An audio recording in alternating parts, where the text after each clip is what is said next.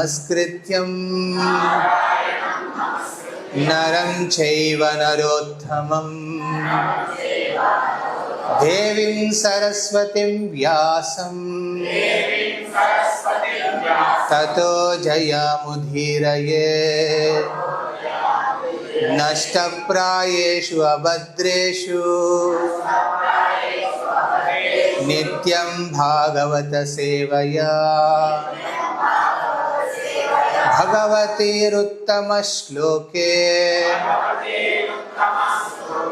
భక్తిర్భవతి నైష్ఠికీ. కృష్ణాయ వాసుదేవాయ దేవకీ నందనాయ చ నందగోపకుమారాయ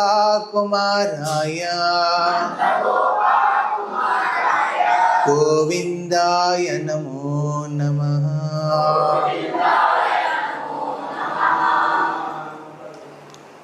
హరే కృష్ణ. శ్రీమద్ భాగవతం దశమ స్కందం 52వ అధ్యాయం లోని 23వ శ్లోకం.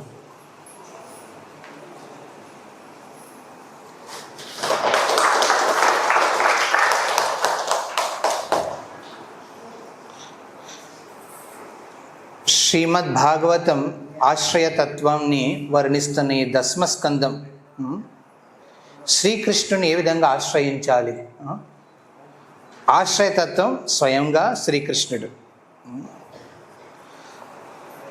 దశ మూల సిద్ధాంతాలు భాగవతంలో వర్ణించబడినది. సర్గ విసర్గ పోషణ ఉతి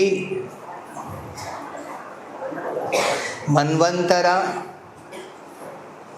ఈశానుకథ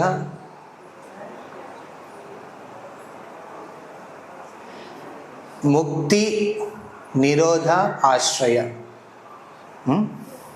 అని చెప్పానటన్ను. ఓకే, భగవంతుడు అంగాలతో పోలుస్తారనమాట.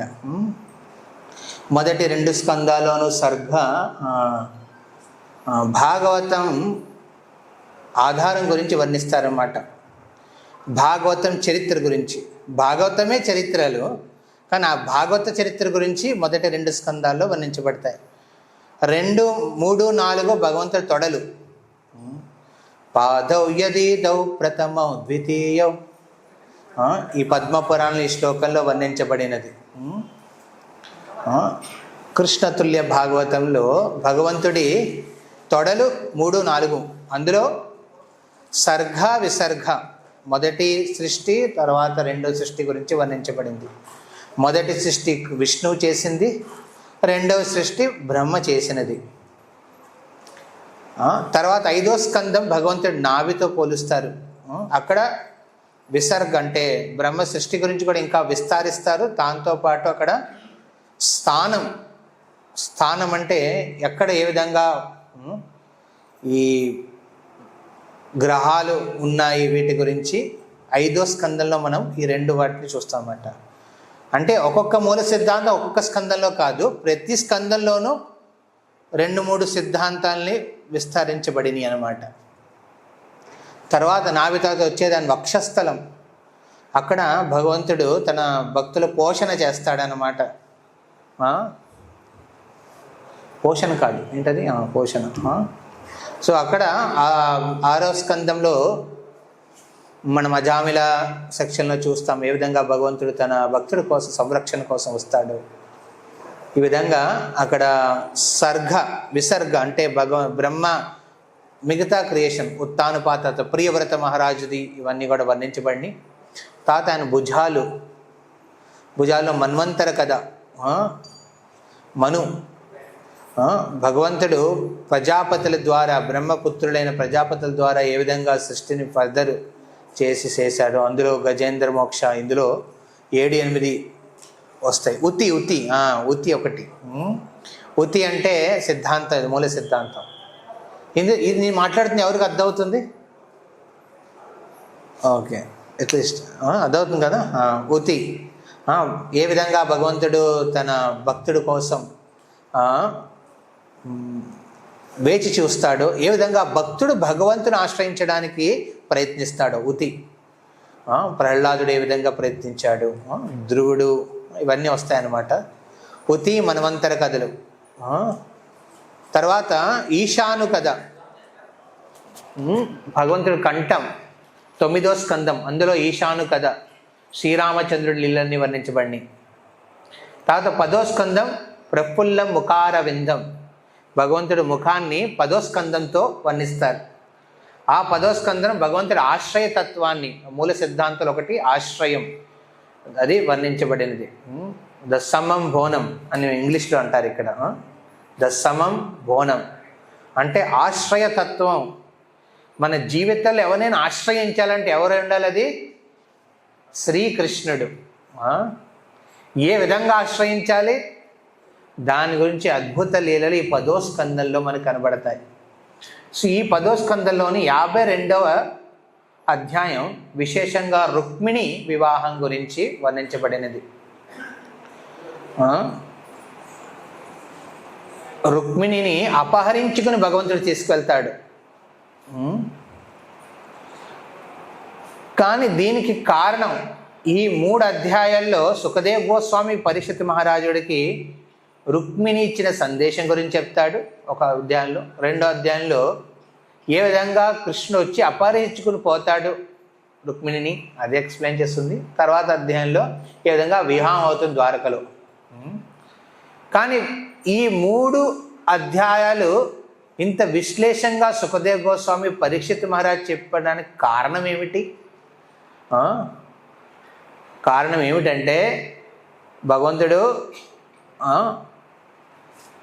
ఎన్నో పేరు ప్రఖ్యాతులు పొందాడు 10వ స్కందంలో.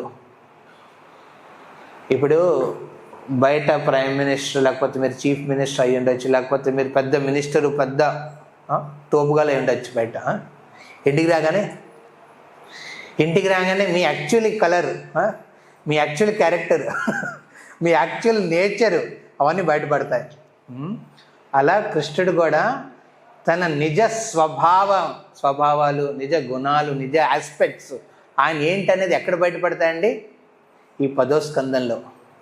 అక్కడ ఆయనకి ఎన్నో పేర్లు వస్తాయి. గోవింద దామోదర మాధవేతి, గోవింద దామోదర మాధవేతి. అండ్ ప్రతి అధ్యాయంలోనూ భగవంతుడికి ఒక్కొక్క భక్తులు ఒక్కొక్క పేరు ఇస్తారనమాట, నిక్ నేమ్స్ అనమాట. అవి ముందు ఎవరికి తెలియవేవి, అవన్నీ ఇక్కడే ఇస్తాడు 10వ స్కందంలో. అలా ఒక పేరు, ఒక బిరుదు కృష్ణుడు సంపాదించుకున్నాడు ఈ 10వ అధ్యాయంలో. ఏంటది? రణచోడు. రణభూమి నుంచి పారిపోయేవాడు. సో రణచోడు అంటే రణచోడ గోవింద దాస్ ప్రభు. ఓకే, రణచోడు అంటే తన బాధ్యత నుంచి పారిపోయేవాడు. అంటే ఇంగ్లీష్ చెప్పాలంటే ఇర్రెస్పాన్సిబుల్. అదొక బిరుదు కృష్ణుడికి యాక్చువల్లీ. ఇది పరీక్షిత్ మహారాజ్కి అర్థమైంది.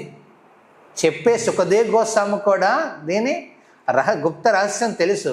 కానీ పరీక్షితుడు మనందరి కోసం దీన్ని విశ్లేషించమని అడుగుతాడు. జరాసంధుడు 17 సార్లు ఓటమి కొనయ్యాడనమాట. జరాసంధుడు ఎందుకు వస్తాడు? యాక్చువల్లీ కృష్ణుడితో యుద్ధం ఎందుకు పెట్టుకుంటాడు? ఏంటి ఆయనకి సంబంధం ఏంటి? కంస మామ.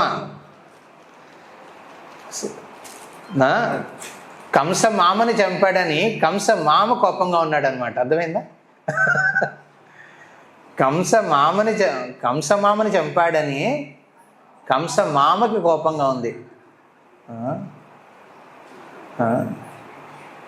మామ పిలిచాడు, అరే రారా ఒకసారి నీకు పాటిస్తానని. అక్రూరుని పంపించాడు. సో 11 ఏళ్ల 8 నెలల వయసులో ఉన్న కృష్ణుడు మొదటిసారి బృందావనం వదిలి వెళ్తాడు. అదొక బాధ, ఒక బృందావనం వదిలిచ్చానని. అలానే ఇక్కడ మర్యాదలు ఇస్తున్నారు, ఎవరైనా సరిగ్గా ఇవ్వట్లేదు ఎవరు. ఒక చాకలోడేమో అసలు మర్యాద ఇవ్వలేదు కృష్ణుడికి. అరే ఇది కంస రాజు వేసుకునేది నీకెలా ఇస్తానని. అక్కడ కృష్ణుడు తన చేతివాటం చూపించాడు అనమాట. చేతివాటం చూపించి ముక్తినిచ్చాడు ఆ చాకలవాడికి. తర్వాత అదే గ్రామంలో అదే రాజ్యంలో సుధాముడు ఉన్నాడు, పూలు కొట్టుకునేవాడు. మధురాలో నడుస్తూ వెళ్తుంటే కృష్ణుడికి తన సొంతంగా తన చేతులతో ఒక మాల చేసి ఆ సుధాముడు కృష్ణుడికి అర్పిస్తాడు. తర్వాత అక్కడ కుబ్జ ఎన్నో వెరైటీ ఆఫ్ఘాన్ కంట్రీస్ని తీసుకొచ్చే సెంట్స్ని కంసుడికి ఇచ్చేదనమాట. వెళ్ళి స్పెషల్ ఫ్రాగ్రెన్సెస్ తీసుకెళ్తూ ఉంటే అప్పుడు కృష్ణుడు చూసారే నీ దగ్గర ఇంత ఉన్నాయి, నాకు ఇవ్వచ్చు కదా, నువ్వు అంతగత్తవి అని పొగుడుతాడు. ఒక మగవాడికి చెవులు, సరే మగవాడికి కళ్ళు, ఆడదానికి చెవులు, వీక్ పాయింట్స్ అనమాట. గుణకేతం చేస్తే పడిపోయింది కుబ్జ, అది కృష్ణుడు స్వయంగా చేస్తున్నాడు. వెంటనే భయపడలేదు, కంసు మీద భయం పోయింది. ఎందుకంటే అక్కడ ఆశ్రయతత్వాన్ని గమనించింది ఆవిడ కుబ్జ. మధురా నగరంలో ఆవిడ చూసింది, ఇక్కడ కంసుడు ఒక రాజే, కానీ కృష్ణుడు సర్వ ఆశ్రయాన్ని ఇచ్చే భగవంతుడు. అది గమనించి ఏం చేసింది, తన దగ్గర ఉన్న సుగంధ తైల్యాల్ని భగవంతుడికి ఇస్తుందన్నమాట. తద్వారా భగవంతుడు తన నిజ సౌందర్యాన్ని మళ్ళీ తిరిగిస్తాడు కుబ్జకి. కంసుని సంహారం తర్వాత కంసుడి భార్యలైన పేర్లేంటది, ప్రతి శృతియ, కొన్ని ఉన్నాయి, 2 ఉన్నాయి పేర్లు, ప్రసూతి వీళ్ళిద్దరూ కంస భార్యలిద్దరూ పరిగెట్టుకుంటూ వాళ్ళ తండ్రి దగ్గరికి వెళ్ళారు, జరాసంధుడికి. తన మామనే చంపుకున్నాడు ఈ కృష్ణుడు, ఇప్పుడు ఎలాగా, అక్కడ సంరక్షణ లేదు, అక్కడ ఆక్రమించుకున్నాడు మధురాని, మళ్ళీ ఉగ్రసేను రాజు కింద ఘోషణ చేశాడు, ఇప్పుడు ఏ విధంగా అక్కడ సంరక్షణ ఉంటుంది ప్రజలకి అనే ఉద్దేశంతో వాళ్ళు వెళ్ళి తమ బాధను వ్యక్తం చేసుకున్నారు. వెంటనే జరాసంధుడు తన సైన్యంతో వచ్చి ఆక్రమణ చేస్తాడు. ఎక్కడ? ద్వారకా, మధుర ద్వారకా రాలేదు అప్పటికి. సో ద్వారకాలో ఆక్రమిస్తే అప్పుడే విముక్తి, అంటే కంసుడి బాధ తను ఇచ్చే కష్టాల నుంచి బయటపడిన విముక్తి పొందిన యదుకుల వాసులందరూ మళ్ళీ ఒక ఆక్రమణకి లోనవుతారు. ఎనివే కృష్ణుడు అక్కడ ఉండి బలరాముడితో కలిసి ఒకసారి కాదు, ఎన్నిసార్లు, 17 సార్లు సంహారం చేస్తాడు యుద్ధంలో. ఈ సంహారంలో కురుక్షేత్ర రణభూమిలో ఉన్న అక్షౌహిణి కన్నా ఇక్కడ ఎక్కువ. అక్కడ ఒక 11 కదా, 7 + 5 ఎస్ 7 + 18, ఇక్కడ సుమారు 28. అండ్ జరాసంధుడు చూడండి ఎంత స్మార్ట్, ప్రతిసారి న్యూ సెట్ ఆఫ్ సంహారం అయిపోయిందని నిరుత్సాహం పొందలేదు, మళ్ళీ వెళ్ళాడు తీసుకొస్తానని. అందుకే కృష్ణుడు ఆయన వదిలేసేవాడు అనమాట. అందుకే ప్రచారంలో అని చెప్తా అనమాట, మనం చేసే ప్రీచింగ్లో మనకి జరాసంధు లాంటి భక్తులు ఉండాలి. ఈ జరాసంధులు ఏం చేస్తారు, ఒక 10 మందిని గుంపేసి వస్తారనమాట, వాళ్ళని కృష్ణ ప్రేమలో ముంచేస్తారు, కాదు మళ్ళీ వెళ్తారు, మళ్ళీ ఇంకో 10 మంది తీసుకొస్తారు. వాళ్ళు మీడియేటర్స్ అనమాట. సో మనం ప్రీచింగ్ చేసేటప్పుడు ఇలాంటి భక్తులు మనం ఫైండ్ అవుట్ చేయాలి. Jarasandha, find a Jarasandha in your batch. మీ అందరు లీడర్స్ ఉన్నారు కదా ఇక్కడ, ఫైండ్ జరాసంధస్, జరాసంధీస్ ఎవరైనా. వాళ్ళు ఏం చేస్తారు, గుమ్ములు తీసుకొస్తారు అన్నమాట. బాబు ఇక్కడ రండి, ఇంత పెద్ద ఫ్లాట్ ఉంది, ఇక్కడ అందరూ ఉన్నారు, వీళ్ళు కొంచెం మీరు టీచింగ్ చేయండి, ఇన్వాల్వ్ చేసి వాళ్ళని చేయండి అని. అప్పుడు వాళ్ళని కృష్ణ ప్రేమలో ముంచాలన్నమాట, మాయ నుంచి తీసి. సో ఈ విధంగా జరాసంధుడు 17 సార్లు కృష్ణుడి యదా యదా హి ధర్మస్య గ్లానిర్భవతి భారత విద్ధానవ ధర్మస్య తదాత్మానం సృజామ్యహం. ఆ ధర్మ జ్ఞానానికి కారణమైన రాజులందరినీ సేకరించేవాడు, తీసుకెళ్ళాడు. చలో చలో వెళ్దాం యాత్రకి. ఎక్కడికి? మధుర యాత్ర. యద్గత్వ నా నివర్తంతే. వెళ్ళిన తర్వాత ఇంకా తిరిగి ప్రయాణం ఉంటుంది వాళ్ళకి. ఎంత కాన్ఫిడెంట్గా జరాసంధుడు చూడండి. వెళ్ళిన ప్రతి ఒక్కడు వెళ్ళిపోతాడని తెలిసి పైకి, అయినా అందరిని ఉత్సాహంతో ఉంటూ మిగతా ఉత్సాహపరుస్తూ తీసుకురావడం. అండ్ మిగతా వాళ్ళకి తెలియదు అనుకోకండి, తెలుసు వాళ్ళకి,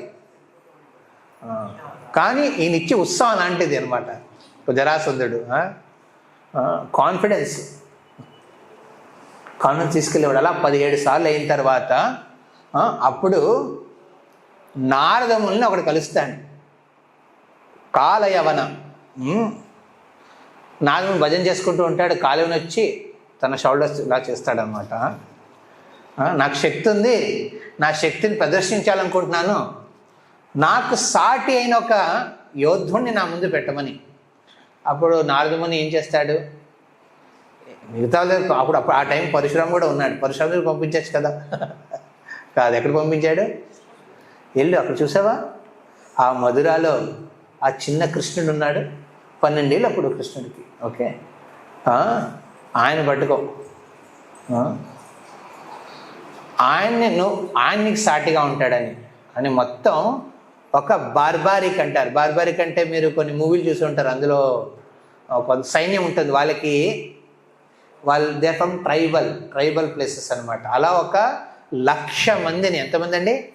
1,00,000 మందిని వేసుకుని వెళ్తాడు కాలయవన్ యుద్ధం చేయడానికి. ఎక్కడికి?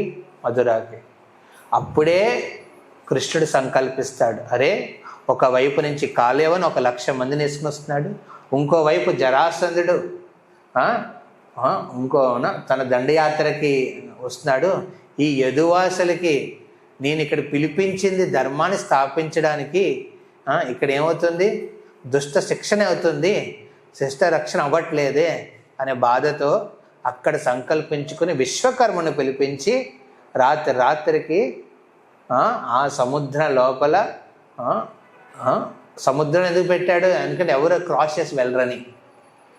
అలాంటి ఒక ద్వారకాన్ని నిర్మాణిస్తాడనమాట. ఇది ఎవరికీ తెలియదు. వాళ్ళందరూ పడుకున్నారు బిక్కుమని. మళ్ళీ రేపు యాత్ర అవుతుంది ఇక్కడ, యుక్రెయిన్ వార్ అనమాట, నెక్స్ట్ వార్ అవుతుందని. కానీ పొద్దున్న లేవగానే వాళ్ళు ఏం చూశారు? అద్భుత లోకం ద్వారక.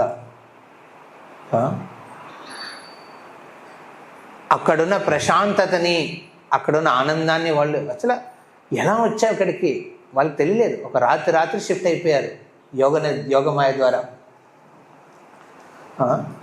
జరాసంధుడు సైన్యం వేసుకుని వచ్చాడు. సరే జరాసంధుడు కాదు, కాలయవన్ చూడగానే ఏం చూశాడు? ఎవరూ లేరు అక్కడ మధురాలో, ఖాళీ, ఎంటీ. ఒక కృష్ణుడు నుంచి ఉన్నాడు, బలరాముడు నుంచి ఉన్నాడు. కృష్ణుడు కూడా ఒక అస్త్రం కూడా లేదు తన చేతిలో. వెంటనే కాలయవన్ ఎంత అధర్మరాజు, ఎంత రాక్షసుడైనా అసురుడైనా కొన్ని ధర్మాలు పట్టించేవాడు అనమాట. ఏం చేశాడు? తన సైన్యాన్ని ఆగమన్నాడు, నేనే వెళ్తానని ముందుకి తన అస్త్రాలను వదిలేసి పరిగెట్టడం స్టార్ట్ చేశాడు. ఎవరు వెనకాతల? కృష్ణుడు వెనకాతల. కృష్ణుడు ఆక్రమించడానికి వెళ్ళాడు. వెళ్తుంటే కృష్ణుడు ఏం చేశాడు? వెనక్కి తిరిగి మొదటిసారి తన వీపు చూపించాడు. ఒక యోధుడికి తన వీపు చూపించడం అంటే రణభూమిలో దానికన్నా అవమానం ఏమి ఉండదు. కానీ ఎందుకు అప్పుడు భగవంతుడు తన వీపు చూపించాడు? వీపు చూపించి కొట్టమని కాదు, వీపు చూపించి నడుచుకుంటూ వెళ్ళిపోయాడు ఆయన. ఈయన పరిగెడుతున్నాడు, కృష్ణుడు నడుస్తున్నాడు. ఆయన ఇంకా పరిగెడుతున్నాడు, కృష్ణుడు నెమ్మదిగా నడుస్తున్నాడు అనమాట. పూలని కొలను చూసుకుంటూ అలాగ మధురలో నెమ్మదిగా గుహం వైపు వెళ్తున్నాడు. ఈయన పరిగెడుతున్నాడు, ఆయన నడుస్తున్నాడు. ఇదేంటి ఎంత పరిగెడుతున్నా పట్టుకోవట్లేదు, ఏదో మాయావిలా మనం ఉన్నాడే కృష్ణుడు అని కాలయవన్ ఎంతో కోపంతో ఇంకా స్పీడ్గా పరిగెడతాడు. కృష్ణుడు ఇంకా నెమ్మదిగా నడుస్తున్నాడు, పట్టుకోలేకపోతున్నాడు. అలా కృష్ణుడు తన మాయ ద్వారా, మాయశక్తి ద్వారా కాలయవన్ని అస్సలు స్పర్శ తగిన చేస్తున్నాడు. ఎందుకంటే ఈ కాలయనవాడు ఒక యావన కులానికి చెందినవాడు. వాడితో నాకు గొడవ ఏంటి? వాడితో నాకు యుద్ధం ఏంటి? అసలు నారద ఎందుకు నా దగ్గర పంపించాడు? నారద కృష్ణుడి కోసమని పంపించలేదు. నారద అనేవాడు భక్తుల మీద ఎంతో కృప చూపించే ఉద్దేశంతో ఉంటాడు. ఆ కృప అప్పుడు కృష్ణుడికి వెంటనే సరే అని తన దారి మళ్లించుకుని ఒక గుహలోకి ఎంటర్ అవుతాడు. యాక్చువల్లీ అది ఫైండ్ అవుట్ చేస్తాను, ముచ్చుకుంద గుహ ఎక్కడ ఉందని. ఈసారి ద్వారకి వెళ్ళినప్పుడు నేను అక్కడ అడిగాను, ఎందుకంటే జాంబవన్ గుహ ఉంది, ఈ ముచ్చుకుంద గుహ ఎక్కడ ఉంది ఎవరు చెప్పలేదు. It's still in research. So ముచ్చుకుందుడు విశ్రమిస్తున్నాడు అనమాట అక్కడ. ఆయన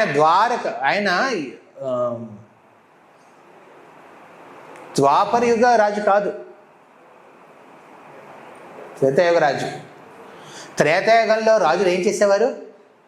ఓన్లీ తమ రాజ్యాన్ని రక్షించేవారు కాదు, వాళ్ళు అవసరం అవుతే ఇంద్రలోకానికి కూడా వెళ్ళి అక్కడ రాజ్యాల్ని సంరక్షించడానికి వెళ్ళేవారు. అలా ముచ్చుకుందుడు ఒకసారి వెళ్ళి ఇంద్రుడికి హెల్ప్ చేస్తాడు.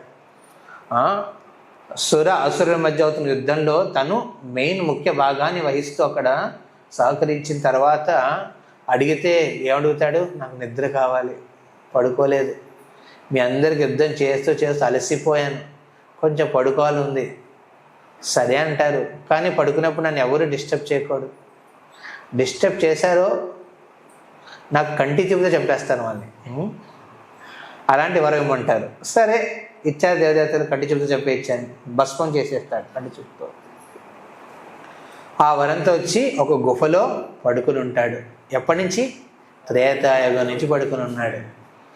కానీ ఇప్పుడు ఎవరో ఏదో ఒక టైం లేవాలి కదా. మనం పొద్దున్న లేచినప్పుడు పిల్లి చూడకూడదు, వైష్ణవ కనపడాలి, గురువు కనపడాలనుకుంటాం. ఇప్పుడు ఈయన తెరిస్తే వాళ్ళ ఇంట్లో వాళ్ళందరూ భయపడతారు కదా, ఎప్పుడు కళ్ళు తెరుస్తాడు, వాడి ముందు నేనుంటే నేను భస్మైపోతానని. అందుకే నారద ముని ఏం చేశాడు? ఆ ముచ్చుకుంద చేసిన సేవకి ఒక అద్భుత అవకాశాన్ని, ఒక కృపని చూపిద్దామని ఏం చేస్తాడు? కృష్ణుణ్ణి ఆ దారికి మళ్ళిస్తాడు. ఎవరి ద్వారా? కాలయవన ద్వారా. అందుకే కృష్ణుడు ఈ యావన రాజ, యవన కులకు చెందిన ఈ రాజు ఉన్నాడు కదా, కాళయవని ఎలా పట్టుకోగలరు, ఎలా స్పర్శించగలరు నన్ను? అందుకే వాడి ముక్తి కూడా ఈ ముచ్చుకుంద ద్వారా చేయించాలని భగవంతుడు ఆ గుహలోకి ఎంటర్ అవుతాడు. ఎంటర్ అవగానే కాళయవన్ ఏంటి? యావన కులవాడు, వాడికి లాజిక్ అంత అర్థం కాదు. ఇప్పుడు కృష్ణుడు రాగానే ఎందుకు పడుకుంటాడు అక్కడ కదా? కానీ ఏమనుకుంటాడు రాగానే? అరే ఇదేంటి? ఇప్పుడు ఆస్ట్రిచ్ ఏమంటారు వాటిని తెలుగులో ఏమంటారు? ఉష్ట్ర పక్షి. నాకు భయం వేసినప్పుడు ఏం చేస్తుంది? పరిగెట్టుకుంటూ వెళ్ళిపోతుంది ఇసుకలోకి ఒక చోట, అక్కడ తవ్వుకుంటుంది కాళ్ళతో. తన కాళ్ళు చాలా స్ట్రాంగ్గా ఉంటాయి, ఒక్కసారి తిందంటే ఇంకా ప్రాణం ఉండదు. తవ్వుకుని అందులో తన తల పెట్టుకుని మూసేసుకుంటుంది. నన్ను ఇప్పుడు ఎవరు ఏం చేయరు. ఉష్ట్రపక్షి అలా అనుకుంటుంది యాక్చువల్లీ. కానీ దాన్ని వేటాడే మృగం వచ్చి ఏం చేస్తుంది? వెనకాతల నుంచి. సో ఇలా కాలేవని కృష్ణుడి నుంచి అనుకున్నాడు, ఇదేంట్రా ఇలా పరిగెట్టుకుంటూ వచ్చి ఇక్కడ దాక్కుంటావా, నా శక్తిని నువ్వు సాటికి భయం వేసిందా నీకని కాలుతో తంతాడు. పడుకున్నవాడిని లేపితే జనరల్ ఎవరైనా చిన్నపిల్లైనా పెద్దవాళ్ళైనా కొంచెం డిస్టర్బ్ అవుతారు. ఎంత పడుకున్నా వాళ్ళు నేను చెప్తా లేపమని కూడా, మీరు లేపడం ప్రయత్నిస్తే అప్పుడు కూడా డిస్టర్బ్ అవుతారు. అది కాలుతో తండం. ఇది వైష్ణవ, చూడండి, ఇమ్మీడియట్ వైష్ణవ అఫెన్స్ రియాక్షన్ అనమాట. తన్నాడు, భస్మైపోయాడు. కాలు పెట్టి తన్నగానే ఇప్పుడు వెంటనే, అంటే క్లారిఫికేషన్ ఇచ్చే టైం కూడా ఇవ్వలేదు ఆయనకి పాపం. ముచ్చుకుందా ఆయనకి ఇవ్వలేదు. చూడగానే ఎవడు వీడు అని చూడగానే ఆ భస్మైన చిత్త ధూళిలోంచి వెనకాతల ఆయన ఎవరు కనపడ్డాడు? ఆశ్రయతత్వమైన శ్రీకృష్ణుడు కనపడ్డాడు. వెంటనే ఎంతో ఆనందంతో అక్కడ భగవంతుడికి తన సమర్పణ చేసుకుని ముచ్చుకుంద అక్కడి నుంచి వెళ్ళిపోతాడు. సో ఇదిలో ఉండగా జరాసంధుడు మధురాకు చేరుకుంటాడు తన 18వ క్షణంతో. వచ్చి చూస్తాడు, ఎవరు లేరే, అందరూ భయపడి వెళ్ళిపోయారా అని తన గొప్పని అక్కడున్న సైనికుల రాజులందరికీ చెప్పుకుంటున్నాడు అనమాట. చూడు నన్ను చూసి భయపడి వెళ్ళిపోయాడని. వెంటనే చూపించారే, చూడు అక్కడ ఉన్నారు ఇద్దరు, ఎవరు, కృష్ణుడు బలరాముడు. ఏ విధంగా అయితే కృష్ణ బలరాములు గోచరణలో 2 చేతులు పట్టుకుని ఏం చేస్తారు, కృష్ణ బలరాములు 2 చేతులు పట్టుకుని గోచరణలో దూడలతో పాటు వాళ్ళతో పాటు రమణ రేతికి పరిగెట్టుకుంటూ వెళ్తారో ఆ విధంగా అక్కడ కృష్ణ బలరాములు 2 చేతులు పట్టుకుని జరాసంధ వైపు చూసి నవ్వుతూ మళ్ళీ 2వసారి వీపు చూపిస్తారు. ఇలాగా ఈ బిరుదు అక్కడ కాలయవన ద్వారా జరాసంధుడి ద్వారా భగవంతుడికి వచ్చింది. ఏంటది, రణచోడ్. రణభూమి నుంచి పరిగెట్టి పారిపోయాడని.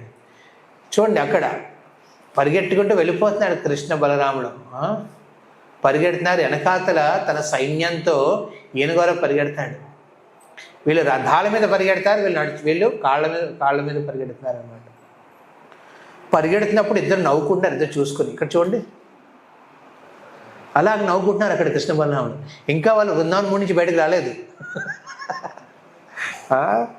వాళ్ళు ఆ మూడులో ఉన్నారు, మధురాలో ఉన్న మూడు అదే. సో పరిగెట్టుకుని ఒక కొండ కనపడింది, ఆ కొండ మీద ఎక్కారు. 80 మీళ్ళ ఎత్తున్న ఆ కొండ మీద ఎక్కారు. ఎక్కగానే చూసావా, జరాసంధుడు చెప్పాడు రాజులందరూ, చూసారా మీరందరూ ఎంత భయపడుతున్నాడో. 17 సార్లు యుద్ధం చేస్తాను, నన్ను అసలు సంహరించలేకపోయాడు కృష్ణుడు. కానీ కృష్ణుడు వదిలేంది ఎందుకో తెలియదు ఆయనకి. ఇప్పుడు ఇంకోసారి వచ్చారు, నా ఉత్సాహం చూసి భయపడి పరిగెట్టారు వీళ్ళు. ఏం చేద్దాం వెళ్ళి అని అక్కడున్న చెట్టు చేమ అన్నిటినీ కాలుస్తారు అక్కడ. ద ఫస్ట్ వాడిగా deforestation was started by Jarasandha. మీరు అనుకోవచ్చు, అరే కృష్ణుడు అర్జునుడు వెళ్ళారు ఎక్కడికది కాండవం, కానీ అది ధర్మం. అక్కడున్న అక్కడున్న వనమూలికలకి ఆ కాండవనం నశించాలి. నశిస్తే నా వనమూలిక విలువ అది తగిలి వాళ్ళు అగ్నిదేవుడు. Natural forest fires are not, ఇది న్యాచురల్ ఫారెస్ట్ ఫైర్ అనమాట. అది కృష్ణుడు అర్జునుడు క్రియేట్ చేసిన డివాస్టేషన్ కాదు, డిఫారెస్టేషన్ కాదు అది. కానీ ఇక్కడ జరాసంధుడు తన సైన్యంతో కలిసి మొదటిసారి ఆ మొత్తం కొండకి ఆనుకున్న మొత్తం వనానంతరిని అంటించేస్తాడు. ఆ మంటలో భాగంగా పైన కృష్ణ బలరాములు మరణించారని అనేసుకున్నాడు అంతే. కగ్రుడు ఇన్వెస్టిగేషన్ కూడా చేయలేదు, వెళ్ళి ఎక్కడ ఉందని ఫోన్స్ వెనక్కి వెళ్ళిపోయాడు తిరిగి. కానీ ఏమైంది, కృష్ణ బలరాములు అక్కడి నుంచి 80 మైళ్ళు ఎత్తున్న ఆ కొండ నుంచి ఏం చేశారండి, జంప్ చేశారు. ఏదైనా జంప్ చేస్తే ఏమవుతుందండి, కాళ్ళు ఉంటాయండి, మోకాళ్ళ మీద పడతాం కదా, అట్లీస్ట్ మోకాళ్ళ మీద పడాలి, అది తలకెత్తి తగలాలి, లేకపోతే చట్నీ అవ్వాలి అక్కడ. మన మూవీస్లో చూపించినట్టు కాదు, అది మూవీస్లోనే అవుతుంది అలాగా. పడితే జనరలీ సూపర్ మ్యాన్ తెలుసా మీకు, ఇది ఒక క్యారెక్టరు ఎలా చనిపోయాడు ఆయన, సూపర్ మ్యాన్. ఆ స్టంట్ రియల్గా చేశాడనమాట, రీల్ ముందు కాకుండా. హరిబోల్ అక్కడే అయిపోయాడు ఆయన పాపం. రీల్లో చేసి రీల్ అనుకున్నారు, రియల్గా చేశాడు, ఇంకా రీల్కి పరిమితం అయిపోయాడు ఆయన. సో కృష్ణుడు ఒక్కడే చేయగలడు అలా. కృష్ణ బలరాములు 2 చేతులు పట్టుకుని అక్కడి నుంచి దూకుతారు. అద్భుతంగా వర్ణించబడుతుంది భాగవతంలో. అలా దిగి ఏం దూకలేదు, దిగారని చెప్పారు. దిగడం వేరుగా దూకడం వేరు కదా.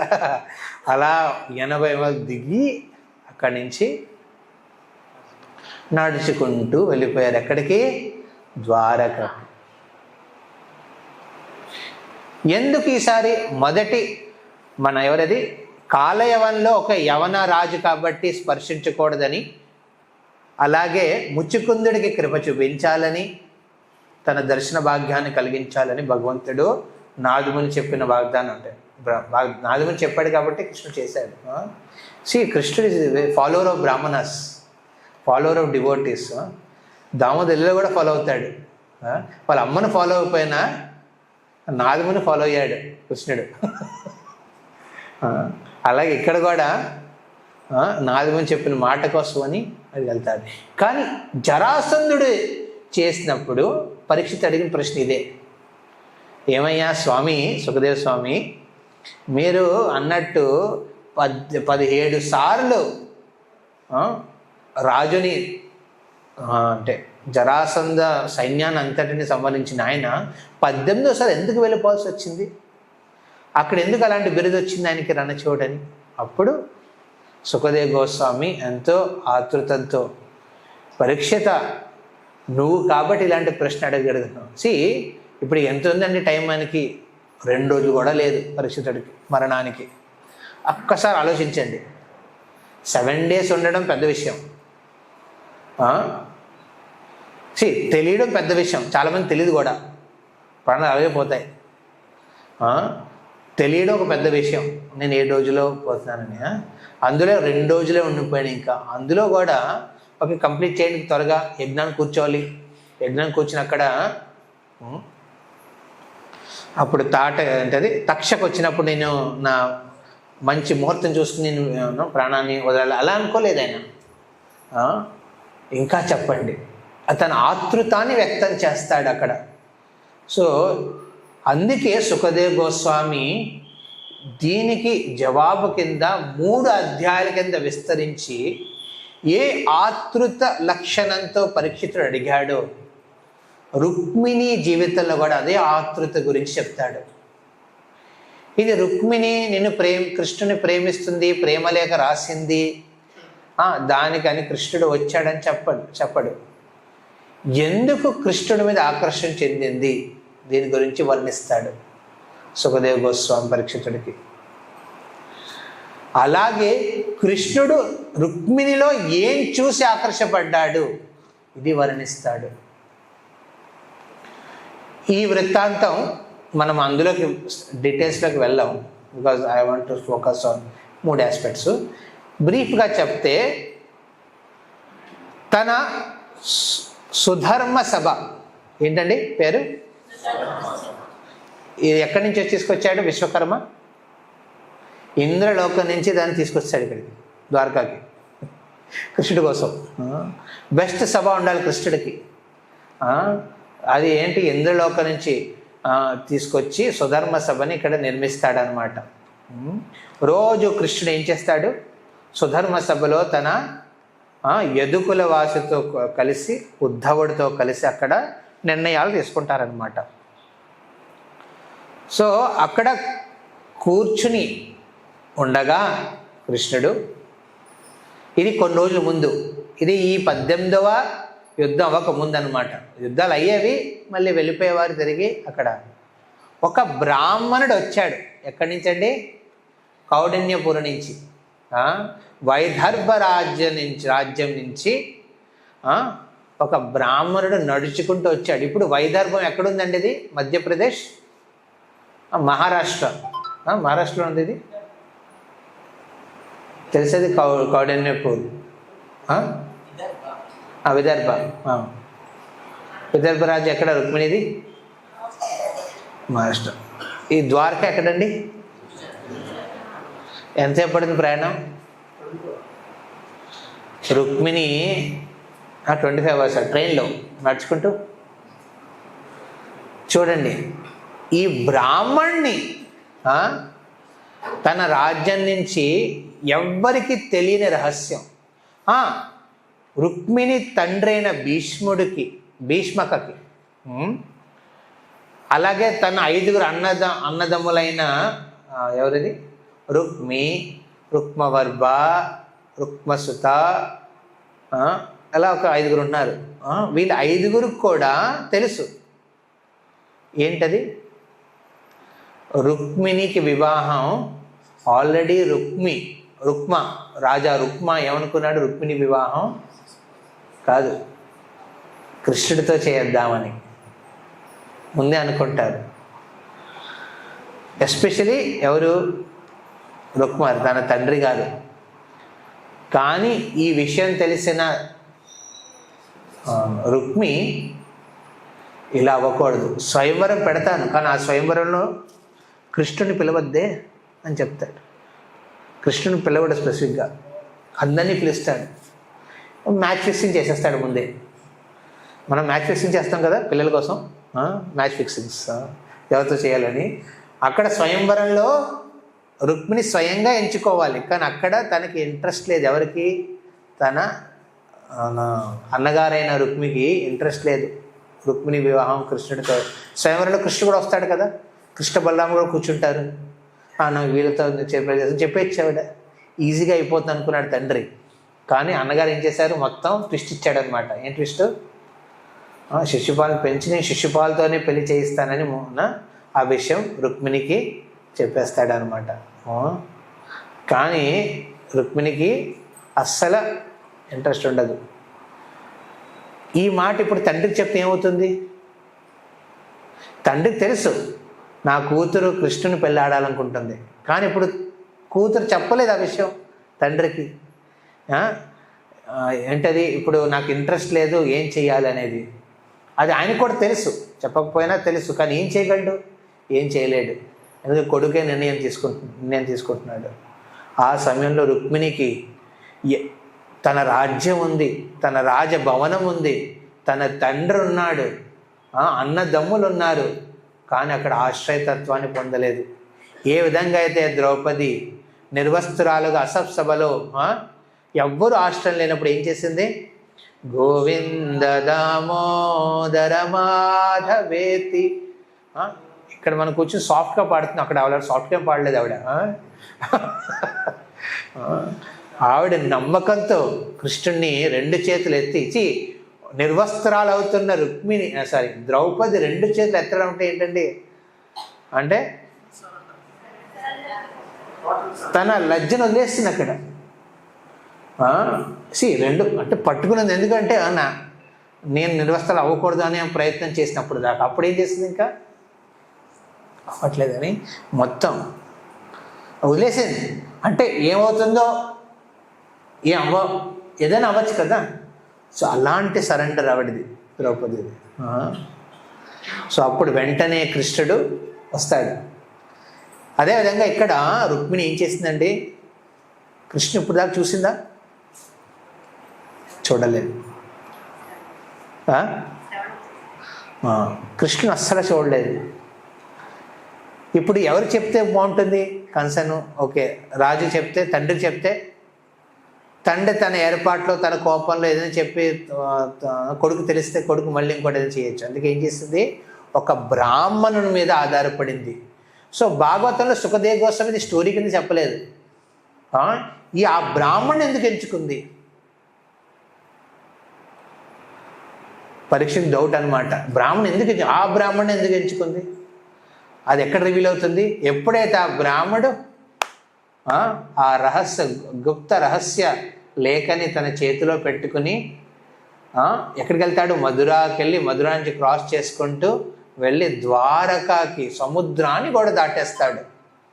దాటి అక్కడ సుధర్మ సభలో కూర్చున్న కృష్ణుడి చేతికిస్తాడు. కృష్ణుడు ఆశ్చర్యపోతాడు. ఏ విధంగా కృష్ణుడు సుధామకు సేవ చేశాడో ఆ బ్రాహ్మణుడు కూడా కూర్చోపెట్టి సేవ చేస్తాడు. సేవ చేసి, అయ్యా ఇది ఎంతో ఆశ్చర్యంగా ఉంది, విదర్భ రాజ్యం నుంచి నువ్వు ఒక రోజులు ఇక్కడికి వచ్చేసావా?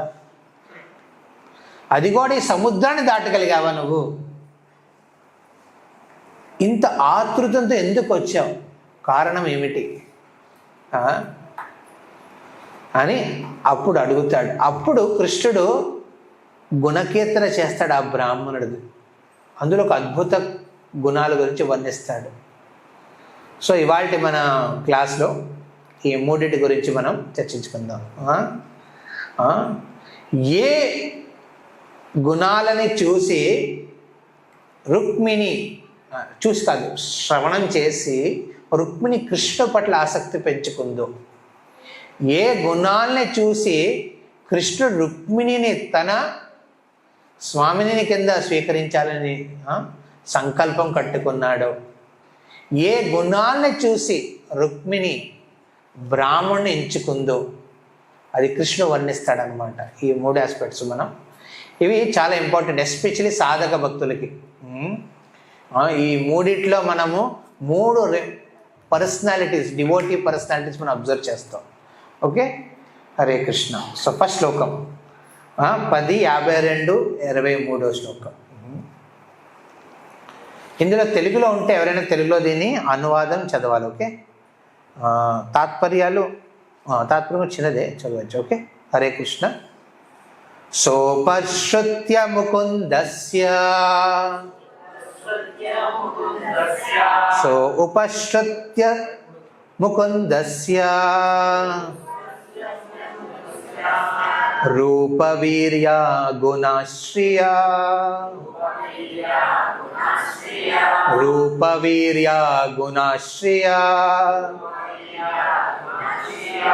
గృహాగతిర్ గీయమానాస్ గృహాగతి గీయమానా తమ్మేనే సదృశం పతిం తమ్మేనే సదృశం పతిం. అనువాదం. ఓకే, ఎవరైనా రిసైట్ చేయండి శ్లోకాన్ని.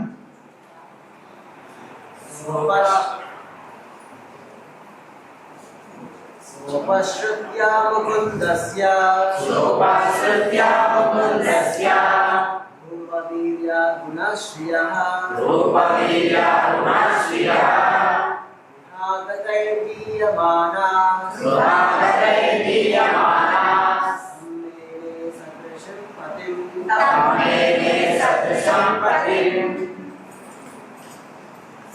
అనువాదం తాత్పర్యం. రాజభవనానికి వచ్చిన సందర్శకులు ముకుందుని స్థుతించినందున అతని అందం, పరాక్రమం, దివ్య స్వభావం మరియు ఐశ్వర్యాన్ని విని రుక్మిణి అతనే తనకు సరైన భర్తని నిర్ణయించుకున్నాడు. భాష్యం. సదృశ్యం అనే పదం రుక్మిణి మరియు శ్రీకృష్ణుడు ఒకేలాంటి లక్షణాలను కలిగి ఉన్నారని మరియు సహజంగానే ఒకరినొకరు ఆకర్షించుకున్నారని సూచిస్తుంది.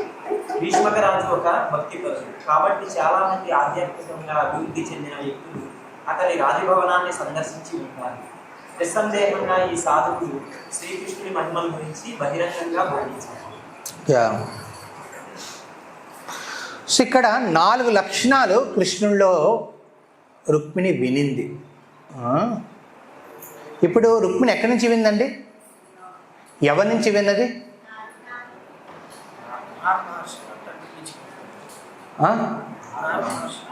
నారద మహర్షి నుంచి. ఆయన ఎక్కడికి వచ్చాడు? రాజభవనానికి వచ్చేవాడు. ఇక్కడ శ్రీల ప్రభుపాద్ శిష్యులు రాసిన తాత్పర్య ప్రకారం ఇక్కడ భక్తులు సాధువులని భీష్మక రాజు ఇంటికి పిలిపించేవాడు. Children class. ఏం క్లాస్ అండి? Children class. నేను అహ్మదాబాద్లో ఒక డివోటీ ఇంటికి వెళ్ళాను అనమాట. మంచిది, ఇది ప్రాక్టీస్లో పెట్టచ్చు డివోటీస్. ఇది ఖడగ్పూర్ పాస్ అవుట్ ఉన్న స్టూడెంట్, కానీ ఇప్పుడు పెళ్ళయి 2 పిల్లలు, నితాయి, గౌరంగ 2 పిల్లలు అనమాట. సో రోజు కాలేజ్ నుంచి రాగానే ఈవినింగ్ తన ఫ్లాట్లో గౌరారతి పెడతాడనమాట 7 o'clock. గౌరారతికి అక్కడ వీడియో పంపిస్తాను మీ లేడీస్ గ్రూప్లో, మీ డివోటీస్ కూడా. గౌరారతిలో పిల్లలందరూ సుమారు 20 మంది పిల్లలు ఫ్లాట్లో ఇటు ఉన్న వాళ్ళందరూ వస్తారు. వాళ్ళే గౌరారతి అంతా పాడతారు పిల్లలు. మొదటి ఒక పిల్లడు వాయిస్తాడు, ఒక పాప ఏమో పాడుతుంది. పాడిన తర్వాత ఒక 20 minutes పాటు ఒక భగవద్గీత మీద శ్లోకం. అలాగే ఎప్పటి నుంచి? సోమవారం నుంచి శుక్రవారం దాకా. సాటర్డే సండే హాలిడే వాళ్ళకి. వాళ్ళ పేరెంట్స్ వచ్చి అక్కడ ఇంటి కింద కదా ఇల్లు, గేటెడ్ కమ్యూనిటీ, అక్కడ వచ్చి చేస్తారనమాట. అలా వాళ్ళు 40 శ్లోకాలు కంఠస్థం, మొత్తం గౌరారతి కంఠస్థం, కీర్తనం, ఒక మాల జప కూర్చుని. సో అలా పాపం భీష్మక రాజు కూడా ఏం చేశాడు? తన పిల్లల కోసమని ఋషులని, సాధువుల్ని పిలిచేవాడు ఇంటికి. రాజదర్భంలో కూర్చోపెట్టి వాళ్ళ ద్వారా భగవంతుడి కథని. అందులో ఎవరు కూర్చునేవారు? ఒక్క రుక్మిణి కాదు, తన అన్నదమ్ములు కూడా కూర్చున్నాడు, రుక్మి కూడా కూర్చునేవాడు అక్కడ. రుక్మి, రుక్మాంగద, రుక్మబర్భ, అలా ఒక ఉన్నాయి ఇక్కడ పేరు. రుక్మార్ధ, రుక్మబాహు, రుక్మకేశ, రుక్మమాలి, రుక్మి. రుక్మి పెద్దన్న అనమాట. ఏమో చెల్లెలు. వీళ్ళందరూ కూర్చునేవాళ్ళు. కానీ కూర్చుని అందరూ నేర్చుకుంటారండి. వాడు ఇటోటి చూస్తూ ఉంటాడు, వాడు తల కొక్కుంటూ ఉంటాడు, అర్థం కాక. కానీ అక్కడ రుక్మి మాత్రం విశేషంగా భగవంతుడి మీద ఈర్ష్య పెంచుకున్నాడు. ఎందుకు చెప్పండి కారణం? ఈ సాధువులు వచ్చి ఏం చెప్పేవారు తెలుసా? రుక్మ, రాజా రుక్మ, నీకు తెలుసా బృందావనంలో ఒక చిన్న పిల్లోడు పుట్టాడు, అద్భుత గాథలు, పూతన కథ చెప్పేవాడు, తర్వాత తృణావత కథలు చెప్పేవాడు. లైవ్ అంటే అయింది, న్యూస్ వచ్చిందనమాట, న్యూస్ పేపర్లో వచ్చి అన్నీ చెప్పేవారు అనమాట. ఇవన్నీ కథలు, ఎపిసోడ్స్, ముందుగా ఫ్రేమ్ చేసింది కాదు, కొత్తగా చేసిన లీలలన్నీ చెప్పేవాడు అన్నమాట. చిన్నప్పటి నుంచి అలా వినేవారు. కానీ రుక్మి మాత్రం ఈర్ష్య భావనతో వినేవాడు. అదేం తోపేంటి, వాడు ఏంటి కృష్ణుడు, నేను కూడా పెద్దోడనే కదా, నేను విన్నాను వీడి గురించి. ఎవరి గురించి? కృష్ణుడి గురించి. ఎవరి నుంచి విన్నాడు? శిశుపాల. శిశుపాలు పుట్టినప్పుడు గాడిదలో ఏడిచాడట, తెలుసా? గాడిదలో ఏడిచాడు. గాడిద ఎలాగా గర్జిస్తే అలా ఏడిచాడు అనమాట. ఏడిస్తే ఏమన్నాడు? ఈ కృష్ణుడు ఇలాగా పుట్టిన గర్భం నుంచి బయట వచ్చినప్పటి నుంచి ఏం తిడుతున్నాడు కృష్ణుడిని, తన తల తెగేదాకా. ఎంత కన్సిస్టెన్సీ చూడండి సాధనలో. కృష్ణ దూషించలను పుట్టిన గర్భం బయటకు వచ్చినప్పటి నుంచి కృష్ణ దూషితం చేస్తూ తన కంఠం తెగేదాకా చేశాడు ఆయన, శిశుపాలుడు. ఓకే, ఈ విధంగా శిశుపాలుడి సాంగత్యానికి రుక్మిణి లోనయ్యి చిన్నప్పటి నుంచి భగవంతుడి గురించి, అంటే కృష్ణుడి గురించి ఏ కథ అయినా నాకు తెలుసులే వీడు ఇలా అంటాడు, అలా విన్నాడు. అందుకే ఎప్పుడూ ఆకర్షణ చెందలేదు. కానీ రుక్మిణి మాత్రం ఏ విధంగా విందండి? ఒక ఆతృతంతో ఏమింది? కృష్ణుడి సౌందర్యం గురించి, కృష్ణుడి శక్తుల గురించి, కృష్ణుడి దివ్య గుణాల గురించి, అలాగే ఆ ముకుందుడి ఐశ్వర్యం గురించి విన్నది. మనము వినేటప్పుడు కృష్ణ కథలో ఈ నాలుగిటిని మనం గమనించాలి. ఒక లీల వింటున్నారు, అందులో కృష్ణుడు రూపం గురించి వర్ణిస్తారు. ఎందుకు సాధువులు భాగవతంలో రూపం గురించి ఇప్పుడు బ్రహ్మదేవుడు, ఓ కృష్ణ సారీ నేను తప్పు చేస్తాను, నీ ఫ్రెండ్స్ అందరినీ లోపల పెట్టేశాను అని చెప్పి కంప్లీట్ చేసి ప్రేయర్ని. కానీ ఏం చేస్తారు? అందులో కృష్ణ రూపం గురించి చెప్తాడు ఆయన, తర్వాత ఆయన గుణాల గురించి చెప్తాడు. చూడండి, ఇవి సీక్వెన్స్లో ఉంటాయన్నమాట. కృష్ణుడి రూపం, కృష్ణుడు అత్యంత శక్తుల గురించి, దివ్య గుణాల గురించి, ఎంత భక్త వత్సలుడు అనేది, ఇవన్నీ వినేటప్పుడు మనం అబ్జర్వ్ చేయాలి. హియరింగ్లో ఉత్తినే వినకూడదు. ఓకే ప్రొజీ కొత్తది విన్నాను, ఓకే కొత్తది వింటారండి ఇన్ఫర్మేషన్ ప్రకారం, కానీ విన్నదే వినాలనిపించాలి, మనకి వినే ఆతృత ఉండాలి. కృష్ణ రూపం గురించి మళ్ళీ మళ్ళీ వినాలని అనుకోవాలి. ఆ గుణం, అరే నాకు తెలిసిలే ఏమైందో స్టోరీ, కొంతమంది అలాగే అనుకుంటారు, వస్తారు చూస్తారు, ఒక ఏం స్టోరీ, ఆ రుక్మిణి స్టోరీ, నాకు తెలిసిలే వెళ్ళిపోతారు. అరే ఆ వినే ఆతృత ఉండాలి. ఆ ఆతృతంలో మనం ప్రతి ఒక్క అంశాన్ని మనం గ్రహించాలి. అది ఎవరు చేశారండి ఇక్కడ? రుక్మిణి. మిగతా అన్నదమ్ములు ఒకడు తలగొక్కుంటున్నాడు, ఒకడేమో ఈర్ష్యతో చూస్తున్నాడు, ఇలాగా అందులో ఏం తప్పులు ఉన్నాయని చూస్తున్నాడు, అలాగనమాట. కానీ ఒక్క రుక్మిణి మాత్రం ఈ నాలుగిటిని అబ్జర్వ్ చేసింది భగవంతుల్లో. అలా నామ గుణ రూపలీలని విన్నప్పుడు న్యాచురల్గా ఒక సాధకుడి భక్తుడి జీవితంలో కృష్ణుడి పట్ల ఆసక్తి పెరుగుతుంది. మనం చేసే ప్రయత్నంలో, కృష్ణ భక్తి పెంపొందించే ప్రయత్నంలో మనకి సొంతంగా కృష్ణుడి మీద ఆకర్షణ ఉండాలి. నేను ఏ కృష్ణుడి గురించి వర్ణిస్తున్నాను, ఏ కృష్ణునైతే నేను ఇక్కడ పూజిస్తున్నాను, అలాంటి ఒక సంకల్పం ఉండాలి మనకి, అలాంటి ఆలోచన ఉండాలి. నేను ఎవరో కృష్ణుడి గురించి మాట్లాడట్లేదు, ఇక్కడున్న కృష్ణుడి గురించే నేను గుణకీర్తన చేస్తున్నాను. ఇలాంటి సంబంధం ఒకసారి ఏర్పడితే భగవంతుడితో పాటు, అప్పుడు మనం కూడా రుక్మిణి నడిచిన జాడలో నడుస్తున్నాం అన్నమాట. సో ఈ విధంగా నడిస్తే రుక్మిణి జాడల్లో ఏమవుతుందండి, ఒక మహాభాగవతుడి జాడలో నడిస్తే ఏమవుతుందండి, మన ధర్మాన్ని ప్రాపర్గా పాటిస్తున్నట్టు, భాగవత ధర్మాన్ని అలా పాటించినప్పుడు న్యాచురల్గా కృష్ణుడి పట్ల మనకి ఏమవుతుందండి, ఆసక్తి పెరుగుతుంది. ఇక్కడ ఎలాంటి ఆసక్తి ఆవిడకి పెరిగిందండి, సదృశా పతిం, తనను భర్త రూపంలో, మాధుర్య రసంలో, ఒక భర్త రూపంలో ఆవిడ కృష్ణుణ్ణి పొందాలని ఆలోచనతో ఉంది. ధనుర్మాసం కదా ఇది. ఇక్కడ ఇదే భావనతో గోదాదేవి భగవంతుడికి తన సేవ చేసింది. Very important. రుక్మిణి, గోదాదేవి, వీళ్ళందరిలో చూడండి దిస్ ఆస్పెక్ట్ ఉంటుంది. సో గుణకీర్తనలు వినడం, అందుకే సాధక భక్తుడి జీవితంలో భగవంతుల ప్రేమ పెంచుకోవాలంటే ఏం చేయాలండి, రుక్మిణి జాడలో నడుస్తూ శృతయ్య అశ్రుత్య అంటే వినడం, గురించి ముకుందుడి గురించి, ముకుందుడి రూపం, వీర్యం, గుణ, శ్రియ, రూపగుణ వీర్య శ్రీయ, ఈ 4 ఎంతో అవసరం. ఇది మీరు వినే ప్రతి సబ్జెక్టులో ఎతకండి, ఇవి కనబడతాయి మీకు. భగవంతుడి రూపం గురించి వర్ణించబడి ఉంటుంది. గోవర్ధన లీలలో భగవంతుడి చిటికిన వేల గురించి చెప్పుకుంటుంది. పూతన సంహారంలో కృష్ణుడి కమల నేత్రాల గురించి, నిమిలితేక్షణ ఆయన కళ్ళ గురించి వర్ణించబడి ఉంది. అలాగా మీరు కాస్త రూపం గురించి ఉంటుంది, కొన్ని గుణాల గురించి వర్ణించబడి ఉంటాయి. ఇది ఇప్పుడు నెక్స్ట్ శ్లోకం 23 కాదు, ఇప్పుడు 24వ నంబర్ శ్లోకం. వెంటనే సుఖదేవ గోస్వామి చెప్తాడు పరిశోధుడికి, నా వెనకాతల తాం బుద్ధి లక్షణ ఔదార్య, తాం బుద్ధి లక్షణ ఔదార్య,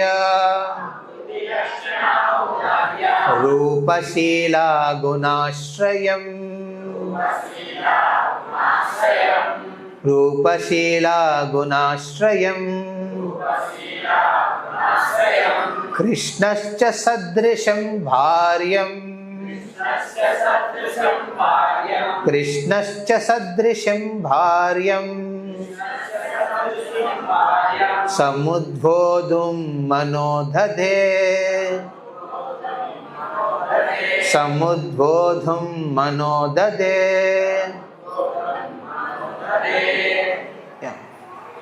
ఎవరైనా డిసైడ్ చేస్తారు మాతాజీ తరపు నుంచి?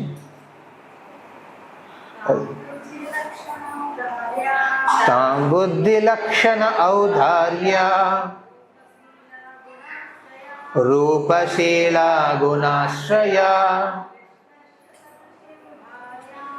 కృష్ణశ్చ సదృశం భార్యాం, సముద్బోధం మనోదదే. అనువాదం తాత్పర్యం చదువుతారా? Somebody loudly. మన నాగరాజు గారి రుక్మిణికి తెలివితేటలు, శుభప్రదమైన శరీర లక్షణాలు, ఔదార్యం, అందం, సరైన ప్రవర్తన మరియు అన్ని ఇతర మంచి లక్షణాలు ఉన్నాయని శ్రీకృష్ణుడు తెలుసు. ఆమె తనకు ఆదర్శవంతమైన భార్య అవుతుందని నిర్ధారించి ఆమెను వివాహం చేసుకోవాలని నిర్ణయించుకుంది. భాష్యం: శ్రీకృష్ణుడిని సదృశం తగిలి అని వర్ణించినట్టే రుక్మిణికి ఆదర్శవంత ఆమెలాగే ఉంటాడు. రుక్మిణిని సదృశం భార్యం అని వర్ణించాడు. శ్రీకృష్ణుడికి ఆదర్శ భార్య ఆయనలాగే ఉంటాడు. అది సహజం, ఎందుకంటే శ్రీమతి రుక్మిణి శ్రీకృష్ణుడి అంతరంగిక శక్తి. ఇక్కడ మనం రుక్మిణిని అనుకరించకూడదు, కానీ అనుసరించాలి. ఏమిటండి, కృష్ణుడు తన మనస్సును నిర్ణయించుకున్నాడు, సంకల్పం చేసుకున్నాడు. ఎస్, ఈవిడ నా భార్య, సదృశం భార్య. ఏం చూసి? ఇక్కడ ఉన్న లక్షణాలు. మొదటిది బుద్ధి. భక్తుడు అనేవాడు తన విచక్షణ బుద్ధిని ప్రాపర్గా యూజ్ చేయాలి. ఏ నిర్ణయానికి నేను తీసుకుంటున్నాను అది భక్తికి అనుకూలంగా ఉందా ప్రతికూలంగా ఉందా అనే దాన్ని దాని బుద్ధి యూజ్ చేయాలి. అందుకే మనం ట్రైనింగ్ ప్రోగ్రామ్స్ పెడతాం. చాలామంది అంటారు ప్రభుజీ ట్రైనింగ్ ప్రోగ్రామ్ ఇంతలా పెట్టేస్తున్నారు, ఇలా అలా అలా ఇది అని భక్తి శాస్త్రాన్ని, తర్వాత ఇదని అది అని. ఎందుకు? అరే బుద్ధి విచక్షణ షార్పన్ చేసుకోవాలి మన బుద్ధిని. ఆ బుద్ధి విచక్షణ శక్తి క్లియర్గా ఉంటే అప్పుడు ఏమవుతుంది, మనం న్యాచురల్గా మనం చేసుకునే నిర్ణయాలు భక్తికి అనుకూలంగా ఉన్నాయా ప్రతికూలంగా ఉన్నాయా అని తెలుస్తుంది. ఇక్కడ కృష్ణుడు ఏం చూశాడు రుక్మిణిలో? బుద్ధి అనేది. నలుగురు 5 అన్నదమ్ములు ఉన్నారు ఆవిడికి. ప్రతి ఏడాది రాఖీ కడుతుంది పాపం. వాళ్ళ నుంచి ఎక్స్పెక్ట్ చేస్తుంది కదా. అన్నదమ్ముల్లో లోని అయిందా? ఎంత అసత్సంగా ఉన్నా తను మాత్రం కమిటెడ్గా తన విచక్షణ శక్తిని యూజ్ చేసి ఎప్పుడు వినాలి, ఏ మాట వినాలి. అలానే మీరు గొడవ పెట్టుకునేది కాదు. తర్వాత క్లాస్ అయిపోయిన తర్వాత ఇంటికి వెళ్ళి రుక్మిణి వాడి తల జుట్టు పట్టుకుని పీకేయడం. చిన్నప్పుడు అదేం చేయలేదు రుక్మిణి. ఇన్ఫ్యాక్ట్ రుక్మి బ్రదర్స్ అందరూ తన చెల్లెల మీద ఎంతో ఆప్యాయతతో ఉండేవారు. ఎందుకంటే ఆవిడ అలా బిహేవ్ చేసేది. అంటే ఆమెకి తెలుసు. ఏం తెలుసు అండి? ఎక్కడ తగ్గాలో ఎక్కడ నెగ్గాలో అది తన బ్రదర్స్ నుంచి నేర్చుకుంది. బ్రదర్స్ నుంచి నేర్చుకున్న ఆవిడ తప్పకుండా హస్బెండ్తో డీలింగ్లో ప్రాపర్గా ఉంటుంది కదా. ఉంటుంది కదా. Very important. ఉండదా? కొంతమంది ఉండదు అంటున్నారు లేడీస్. ఇన్ని డిఫరెంట్ పర్సనాలిటీస్ని హ్యాండిల్ చేస్తూ రుక్మిణి పెరిగింది. అంటే ఆవిడ బుద్ధి చాలా. రెండవది ఆస్పిషియస్ శీల, గుణశీల, ఆస్పిషియస్ బాడీలీ మార్కింగ్స్. ఆవిడ శరీరంలో ఒక దివ్య, అంటే దివ్య ఆవిడ నార్మల్ ఒక స్త్రీ కాదు ఆవిడ. అలా భక్తులు కూడా సాధారణ శరీరంతో వస్తాం మనందరం. కానీ మనం వైష్ణవ సదాచారం ద్వారా మన జీవితంలో కూడా ఒక అద్భుత గుణ, అంటే శరీరంలో ఒక సౌందర్యం వస్తుందన్నమాట. తేజస్సు చూడండి. మనం భక్తులు ఈజీగా ఒక గుంపులో భక్తులు ఐడెంటిఫై చేయడం ఈజీ కదా. Very easy. గుంపులో ఉన్నప్పుడు వాళ్ళు ప్రాక్టీస్ చేసే తపస్సు, హరినామ జపం, వీటి ద్వారా వాళ్ళు ఒక ఫేస్లో ఒక తేజస్సు ఉంటుంది. ఈజీగా కనపడవచ్చు. స్కిన్ టోన్ ఎలా ఉన్నా తేజస్సు ఉంటుంది భక్తులలో. అది మనం గమనించగలం. ఇక్కడ అలాంటి మార్కింగ్స్ వైష్ణవ సదాచారం ద్వారా వస్తుందన్నమాట. వ్యవహారం అద్భుతంగా ఉంటే మన కూడా ఏంటండి రూపశీల, మన రూపం కూడా బాగుంటుంది. భగవంతుడికి ఇంపుగా ఉంటుంది. భగవంతుడు చూడాలనుకుంటాడు ఆ భక్తుడిని. మూడవది మెగ్నానిమిటీ, ఔదార్య. రుక్మిణి ప్రిన్సెస్ కదా. చిన్నప్పటి నుంచి తన రాజదర్బార్లో ఉండేది కాదు, బయటికి వెళ్ళేది. ఎవరైనా ఏదైనా ప్రజలు ఏదైనా ఇష్యూ ఉంటే తన సొంతంగా సమయం కేటాయించేది. అలా ఔదార్యభావం ఉంది. అందుకే ఇలాంటి బ్రాహ్మణులతో కనెక్షన్ ఉంది ఆవిడికి. తన మనసులో మాటని ఒక బ్రాహ్మణుడికి చెప్పగలిగింది. అంటే ఏంటంటే ఆ కనెక్షన్ ఉంది. ఎలాగా? చిన్నప్పటి నుంచి ఏర్పట్టుకున్న ట్రస్ట్, అది రిలేషన్షిప్. ఈ విధంగా మనం గమనిస్తే రుక్మిణి ఔదార్య తత్వాన్ని చూసి కృష్ణ ఆకర్షపడతాడు. డివోటీస్ కూడా, భక్తులు కూడా ఔదార్యంగా ఉండాలి, మెగ్నానిమిటీగా. అంటే ఏంటంటే జీవహింస చేయకూడదు. మొదటిది జీవహింసలు ఎవరు వస్తారండి ముందు? మన పరివారంలో ఉన్న వాళ్ళందరూ, ఫ్యామిలీ మెంబర్స్ వస్తారు. వాళ్ళని మనం జీవహింస చేయకూడదు అనమాట. వాళ్ళు ఏ లెవెల్లో ఉంటే ఆ లెవెల్లో వాళ్ళకి మనం ప్రేమ చూపించాలి. నా లెవెల్లో మీరు లేరే, నువ్వు లేవే, ఒరాయ్ నేను చేసాడు నువ్వు చేయి. హింసించకూడదు. అలా అవుతున్నప్పుడు ఔదార్యం ఉన్నట్ట అండి? మగ్నాన్ని ఉండాలి. ఇంట్లో మీరు ఔదార్యం చూపిస్తే తప్పకుండా వైష్ణవ సాంగత్యంలో కూడా మీరు ఔదార్యం చూపిస్తారు. Very important. ఇది కృష్ణుడికి నచ్చింది. ఎవరిలో? రుక్మిణిలో ఔదార్య, బుద్ధి లక్షణ ఔదార్య, రూపశీల గుణాశ్రయం. అలాగే ఎన్నో అద్భుత గుణాలు. ఒక భక్తి చేయడం వల్ల 26 లక్షణాలు ఉంటాయి, భక్తి లక్షణాలు. అవన్నీ సొంతంగా వస్తాయి న్యాచురల్గా, మన ప్రవర్తనలోను, మన మాటల్లోనూ, మన చేష్టల్లోనూ, అన్నిట్లోనూ కనపడతాయి అవి. సో ఈ విధంగా కృష్ణుడు ఇవి గమనించాడు. బుద్ధిని, తన శారీరక సౌందర్యాన్ని, అది మన భక్తుడి వైష్ణవ సాధన వచ్చే లక్షణాలు అనమాట. అలాగే మూడోది ఔదార్యతత్వాన్ని, నాలుగవది భక్తి లక్షణాలు, మిగతా భక్తి లక్షణాలు, సత్వగుణ లక్షణాలు అనమాట. Good qualities are divine qualities అంటారు, దివ్య లక్షణాలు. అవన్నీ భక్తి సాధన చేయడం వల్ల న్యాచురల్గా అవుట్కమ్ వస్తాయి అన్నమాట. సో ఈ విధంగా కృష్ణుడు ఇవన్నీ చూసి ఏం చేశాడు? ఈ మేడప్ హిజ్ మైండ్. సో ఈ ప్రపంచంలో మొదట ఆడది మేడప్ మైండ్ చేయాలన్నమాట, అప్పుడే రిలేషన్ స్ట్రాంగ్ అవుతుంది. కానీ భగవంతుడు మైండ్ చేయాలి. ఎస్ అప్పుడు మంది అయిపోయినట్టు అనమాట. భక్తులు మనం చేస్తాం, సంకల్పించుకుంటాం. అప్పుడు భగవంతుడు సంకల్పించుకుంటే దట్ ఈస్ కమిట్మెంట్. అందుకే దీక్ష అనేది వెరీ ఇంపార్టెంట్. దీక్షలో ఏమవుతుందండి? కృష్ణుడు సంకల్పించుకుంటాడు గురువు ద్వారా. కృష్ణుడు సంకల్పించాడు, నాకు భార్య ఎవరవుతారు?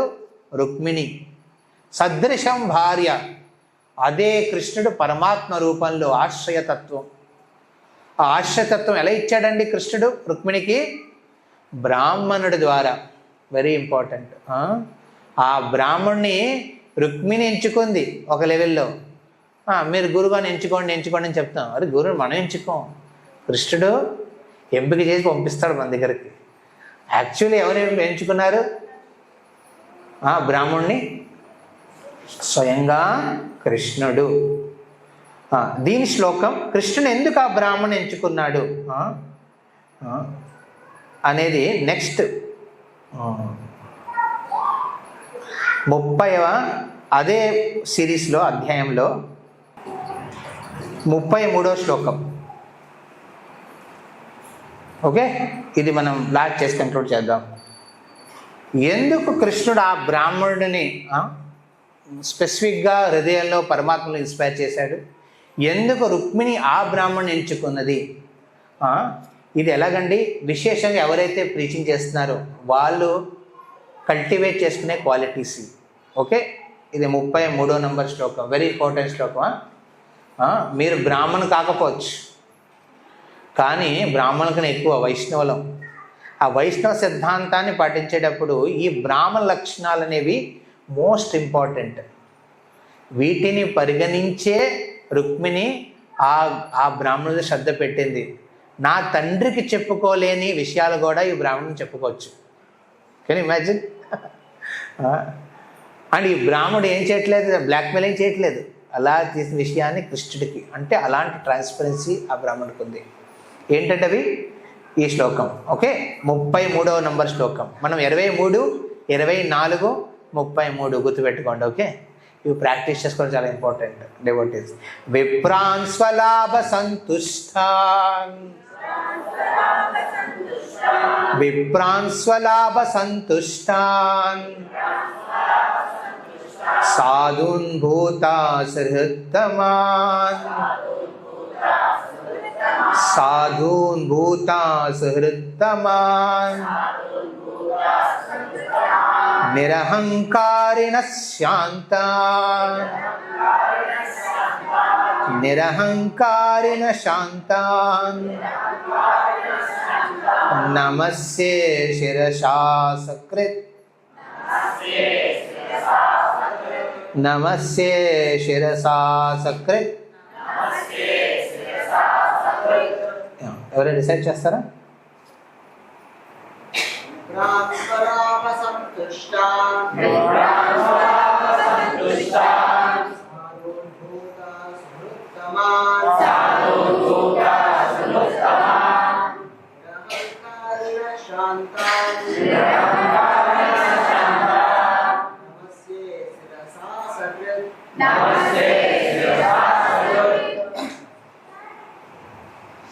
యా, అనువాదం చదవండి. తాత్పర్యం. తమ భాగ్యంతో సంతృప్తి చెందిన బ్రాహ్మణులకు నేను పదే పదే నా శిరస్సును వంచి నమస్కరిస్తున్నాను. సాధువులు, గర్వరహితులు మరియు శాంతియుతంగా ఉన్నవారు అన్ని జీవులకు ఉత్తమ శ్రేయోభిలాషం. శ్రీధర స్వామి స్వలాభ అంటే తనను తాను సాధించుకోవడం, లేదా మరో మాటలో చెప్పాలంటే ఆత్మసాక్షాత్కారం అని కూడా వివరిస్తారు. అందువల్ల ఒక ఉన్నత బ్రాహ్మణుడు ఎల్లప్పుడూ తన ఆధ్యాత్మిక అవగాహనతో సంతృప్తి చెందుతారు. భౌతిక లాంఛనాలు లేదా సౌకర్యాలపై ఎప్పుడూ ఆధారపడరు. సంతుష్ట బ్రాహ్మణుడు అంటే సంతుష్ట. ఒక బ్రాహ్మణుడు ఒక చింత చెట్టు కింద కూర్చుని తన గుడిసెలో ఉంటున్నాడు అనమాట. రాజు అరే మీరు ఎంత లోక కళ్యాణం చేస్తారు, మీకోసం రాజదర్బార్లో ఒక ఫ్లాట్ ఉంచాను రండి అంటే ఇక్కడే బాగుంది నాకు అంటాడు. అరే ఏం తింటారు, కూరలు అవన్నీ మీకు కూరగాయలు అవన్నీ పంపించారంటే అక్కర్లే ఉంటే ఓకే. సౌత్ ఇండియన్ బ్రాహ్మణ్ అనుకుంటేవాడు ఏమన్నాడు, సౌత్ ఇండియన్ బ్రాహ్మణ్ అనమాట. ఏమన్నాడు, అన్నం ఉంటుంది కదా ఉడికించేటప్పుడు చింతపండుని పెట్టి అందులో ఉడికించేసుకుంటాను. కొంచెం చింతపండు రుచి ఉంటాం కదా అంటే పులిహార, పోపు లేని పులిహార అనమాట. పోపు లేని పులిహార సరిపోతుంది నాకు. అది సంతుష్ట బ్రాహ్మణ్ అంటే. ఓకే, అలానే ఇప్పుడు అందరూ మీరు పోపు లేని పులిహార చేయకండి ఇక్కడ ఎల్లో కూడా. ఇన్ జనరల్ సంతుష్ట అంటే మీకు ఉన్న దాంట్లో సంతృప్తి పడడం. ఇది మోస్ట్ ఇంపార్టెంట్ క్వాలిటీ. ఈ క్వాలిటీ ఎప్పుడు వస్తుందండి, స్వలాభ. ఇది వెరీ ఇంపార్టెంట్. సంతుష్ట తర్వాత చెప్పాడు ఇక్కడ కృష్ణుడు. ఇది కృష్ణుడు స్వయంగా పలుకుతున్న మాటలు. సంతుష్టం ఎప్పుడు అవుతామండి మనం మెటీరియల్లీ, స్పిరిచువల్లీ మనం సాటిస్ఫైడ్ అయినప్పుడు. ఆధ్యాత్మికంగా మనం నింపుకోకపోతే భౌతికంగా మనం ఏం చేస్తామండి, ప్రతి చోట వెతుకుతూ ఉంటాం. ఇది కావాలి, అది కావాలి, అది కావాలి. ఆధ్యాత్మికంగా నింపుకోవాలి. అందుకే దాన్ని అంటారు స్వలాభ. స్వలాభ అంటే స్వార్థం. ప్రతి వైష్ణవుడికి స్వార్థం ఉండాలి. ఏ స్వార్థం అండి, స్వార్థ గతిం హి విష్ణు. ఆ స్వార్థం ఉండాలి. నా స్వార్థం గురించి ఆలోచించుకోవాలి, అప్పుడే సంతుష్టంగా ఉంటాను. లేకపోతే దురదలు దురద ఏదో చెయ్యాలి కొత్తగా, లేకపోతే ఆలోచనలో ఏదో ఒకటి కావాలని ఆ దురదలు ఎక్కువ అవుతాయి అన్నమాట. సంతుష్ట స్వలాభ. స్వలాభ అంటే ఆధ్యాత్మికంగా భక్తుడు సాధనని ప్రయారిటీగా పెట్టుకోవాలి. ఓకే, ఇది మా భక్తులకి ఇచ్చాం యూత్ ఫోరం. వేరే ఇక్కడ లేరు వాళ్ళు. ఓకే, పైజీ సాధన మీటింగ్ అయింది ఇప్పుడే. సాధనా కార్డు ఇచ్చారు పబ్జీ. నేను 15 మందికి ఇచ్చాను సాధనా కార్డు వాళ్ళకి. పైజీ అందులో ఎవరు ఫిలప్ చేయట్లేదు, ఏం చేయాలన్నా ఏం చేస్తాం. ఇవ్వడం దాకా అంటే ఎలాగంటే గుర్రాన్ని మనం కొన్నిటి దాకా తీసుకెళ్ళచ్చు. అక్కడ నీరు తాగించగలవా, తాగించలేము. సొంతంగా అది స్వార్థం ఉండాలి దానికి. స్వార్థం లేకపోతే ఆధ్యాత్మికంగా ఎవరు ముందుకు వెళ్ళరు. ఆ స్వార్థం విష్ణువు చెందింది కాబట్టి ఆ స్వార్థం మంచిది. ఆ స్వార్థం లేకపోతే దీన్ని క్యాపిటల్ ఎస్ అంటాం అనమాట. Self preservation. అందులో క్యాపిటల్ ఎస్. ఎస్ అంటే ఏంటంటే పరమాత్మ, భగవంతుని ఉద్దేశించి స్వార్థం. చిన్న ఎస్ అంటే నా శారీరక స్వార్థం, అది ఉండకూడదు. భగవంతుని ఉద్దేశించి స్వార్థం ఉండాలి. నా జపం, నా శ్రవణం, నా కీర్తనం, నా సాధన అనే ఆస్పెక్ట్ ప్రతి భక్తుడికి ఉండాలి తన లైఫ్లో.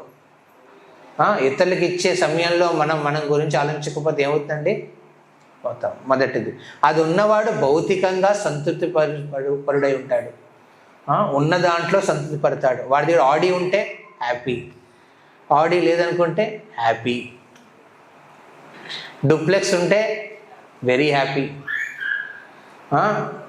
Okay, 1 BHK rented very very happy. అంటే సాటిస్ఫాక్షన్ అయ్యేది ఇదొక క్వాలిటీ కాదు, ఇదొక యాక్టివిటీ. సంతృప్తి పడడం అనేది యాక్టివిటీ, ఒక క్రియ కింద చేయాలి మనం. అది నా ఆలోచన కాదు, నేను అలాగ ప్రయత్నించాలి. బి సాటిస్ఫైడ్, సంతృప్తి. ఆబ్వియస్లీ ఒక్కొక్క భక్తుడికి ఒక్కొక్క నీడ్ ఉంటుంది. ఒక భక్తుడు చిన్నప్పటి నుంచి ఏసీలో పుట్టాడు, ఏసీలో పెరిగాడు. వాడంటే ఓకే నువ్వు ఏదైనా రూమ్ నేను ఫ్లాట్ తీసుకుని ఏసీ పెట్టుకోను. కొంతమంది ఫ్యాన్ కూడా చూడలేదు లైఫ్లో. దే మే నాట్, వాళ్ళకి అది అవసరం ఉండకపోవచ్చు అలా ఉండడం. చిన్న ఫ్యాన్ ఉన్నాయి, టేబుల్ ఫ్యాన్ నడిచినా అయిపోతుంది లైఫ్. సో అది స్వార్థం, ఆ సంతుష్టి, ఆ భౌతికంగా సంతుష్టి అయిన వ్యక్తి కృష్ణుడు ఇక్కడ పరిశీలిస్తాడు. మూడవది సాధు. ఒక సాధు గెరవ వస్త్రం వేసిన వాడే సాధు కాదు. సాధు అనేవాడు ఏంటండి, ఆ సాధత్వ గుణాలు, సత్వ గుణాలని తన జీవితంలో అవలంబించుకున్నవాడు.